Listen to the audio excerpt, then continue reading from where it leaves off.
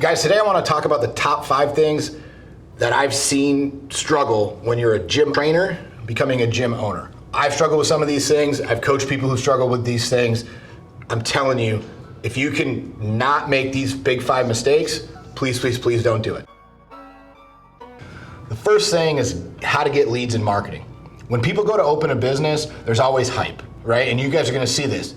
There's hype around you doing it. You're gonna get a lot of likes. You're gonna get a lot of comments. You're gonna think there's a lot of interest. Less than 10% of those people are ever gonna actually do your stuff. And again, if it's a local business, understand that if you're just saying it on general social media, what percentage of that population is actually local and is actually within a 5 to 7 mile radius that'll shop with you, right? If you're doing something online, a little bit different, but even online, I would recommend, let's say you get a post that has 300 likes on it when you start your business, you might get 3 orders out of that, maybe 10 when you first launch it, okay? So please remember that. The number one thing that I see is they overinflate how successful they're gonna be instead of saying, hey, I only have a finite amount of friends, right? I only have a finite amount of people who will come in day one. How am I gonna get people who I don't know to come in day one and give me a chance to earn their business? These are questions that you should be asking before you ever open. And then while you're open, how am I going to continue to have new people come in and show them why they need to work with me in whatever it is that it is, right?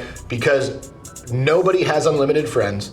Nobody has unlimited word of mouth. Nobody, like every single business pours money into dollars in advertising. So what budget are you setting aside for that so that you can grow your business? You are not going to be the exception. You are not going to be the only personal trainer on earth who goes, I'm gonna go start online coaching, or I'm gonna go start this gym. And then you're standing there with your dick in your hand going, where is everybody? Right? It's because they don't care because you're just like everybody else, right? They cheer you on until you actually do it. So that's the number one thing. The second thing is delegating and systems, okay? This is something that I've seen so many people screw up.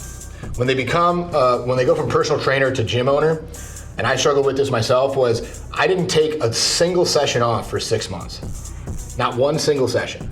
Because I was so petrified of what was gonna happen that next day when I wasn't there in the morning, right? What if they don't show up? What if the key doesn't work? What if their car runs out of gas? Blah, blah, blah, my clients, my business will be ruined, right? All these things went through my head instead of just trusting my team to show up and do the job. So it took me 6 months to get over that. Once you do start getting over that point of like delegating certain things off, you have to sit down with that person and have them help you make systems so that they understand what process has gone through with every single person. And then that way, as you grow, you're building systems together so that you say, hey, when somebody comes in, we do this and this and this and this and this, right? And when somebody goes to sign up, we do this and this and this and this and this. When somebody goes to leave, we do this and this and this and this and this, right? And you start systemizing everything out and simplifying that with the other people who you're delegating to. The reason you want to do that is twofold. One, if other people are helping you create systems and processes and build, they're more invested. They're going to stay longer. I know this because the average personal trainer turnover per gym in the United States is 80 to 90% annually. That means of every gym that you know, the average gym is going to lose 80% of their trainers. So if they had 5 people, 4 of them are gone in the end of a year. Okay? Our cumulative now is at like 23% over 6 years. So think about that. We're 4 times better over a cumulative time frame than most gyms are in an average year.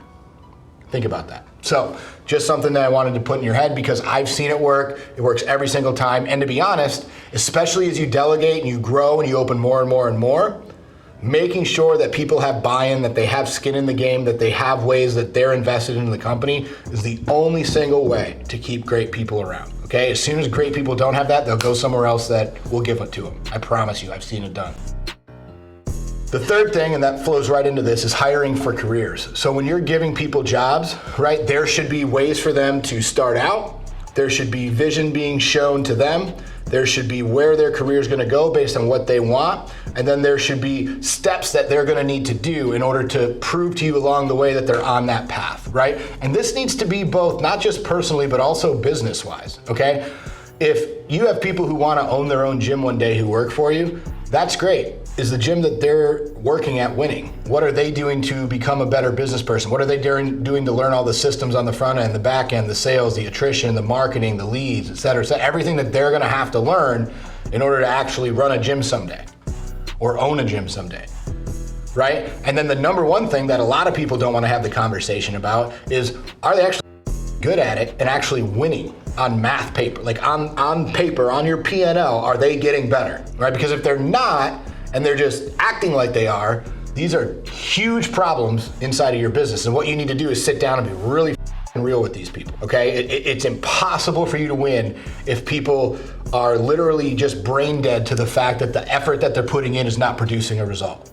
So have those hard conversations early, get used to them so people just understand that, hey, in this business, we have tough conversations. That's just how it is.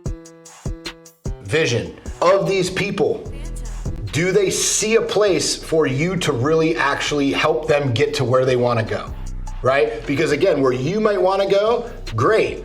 But if that's not big enough to have somebody else's goals inside of it, you're never going to keep really, really great people.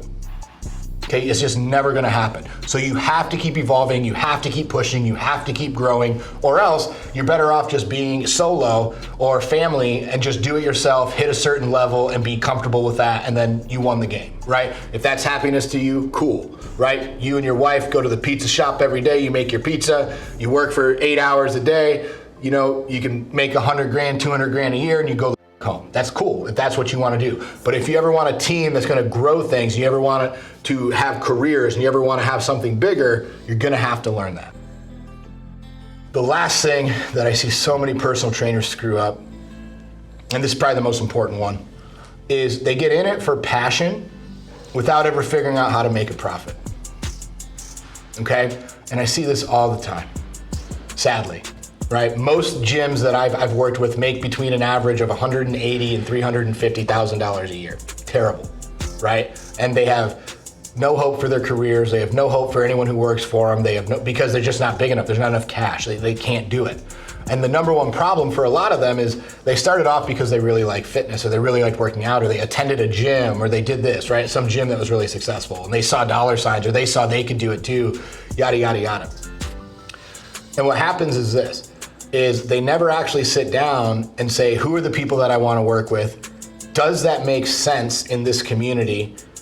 And is there enough people for me to actually be successful with that, right? So if you want to work, so let's say you live in a town of 10,000 people and you want to work with ultra marathon runners because that's your passion, and you're going to open an ultra marathon runner fitness center.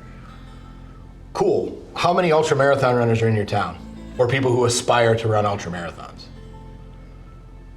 Probably not a lot, especially if it's a small town. Now, in Chicago, might work out. Boston, might work out. Someplace with big marathon headquarters already, you may, and there's enough population density, you may be able to figure that out. But again, then what are you charging? What are you offering? What does that client actually want, right? So we tend to deal with higher end, more professional, more disposable income, a little bit higher caliber client, right? So we don't want the guy who wants $10 a month in his stringer doing bodybuilding workouts, taking Optimum Nutrition. We don't want that guy. That guy has no business in our gyms. We repel those people. We don't like them. Ultramarathon runners, they also don't do well in our gyms. We don't care about them at all. What we care about in our gyms, mainly people who have 20 or more pounds to lose and who are defeated, who we can help and coach, because that's what we're the best at. And there's a lot of those people, and that number only seems to be going up no matter how hard we work, right? So it allows us to have a bigger team. It allows us to have more clients. It allows us to have more messaging. And the things that we can do are for that. Now, if it was all about me and passion and what I wanted, well, sure, would it be cool to work with dudes who like to work out and I could talk, shop all day and we could sit there and lift heavy stuff and do all that? Well, yeah, cool, but that's not gonna pay my bills. It's not gonna pay for my family's bills. It's just, those gyms never make money. The people who go there are typically broke. They always are on failed payments. They don't buy supplements. There's no extra revenue stream. So these are things that you might want to consider, right? Are you trying to turn your passion into a project, or are you identifying a path where you can have the financial stability that you're actually after, which is probably the reason that you started the business? Most people just don't want to say that, right? Most personal trainers want to open their own gym because they were like, oh man, it'd be so cool if one day I had my own thing. And I would do this, and I would do this, and I would do this, and I would make this much money, and I would have all these clients, and blah, blah, blah.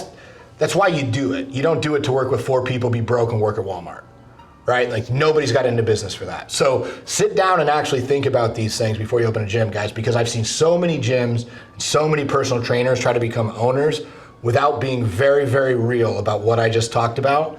And if you do that, A, you're not gonna be successful. You're gonna be super stressed out. You're just gonna create your own job that you work way more hours for and don't make as much money.